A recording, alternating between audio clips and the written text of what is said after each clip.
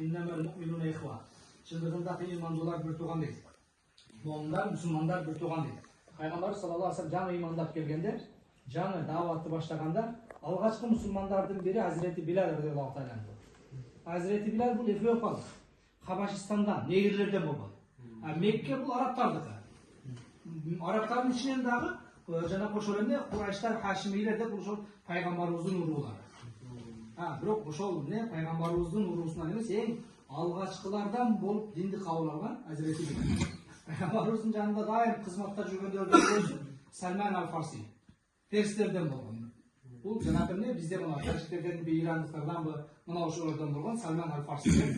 Aytayın degenim, mına ошол imanга, İslamga davat kılууда tek kana Araplar hizmet kılgan emas. Peygamberin janında tek kana Araplar kurçap жүрген emas. Ар улуттан, уруudan bolgan.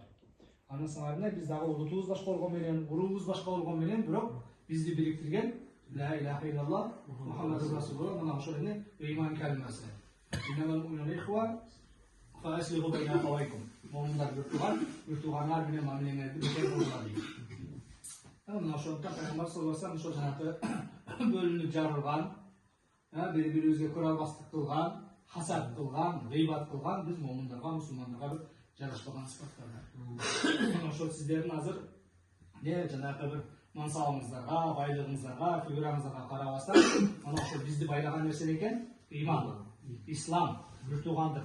Ошол нерсе себеп болуп, мына чогуу дасторкондо отурабыз, мына аттуу баштуу, мына ар бир минутасы, секундасы бир саналуу болгон инсандар атайын убактысын бөлүп келип, ушул бир туугандары менен бир дасторкондо отуруп калсам, башка кылсам деп.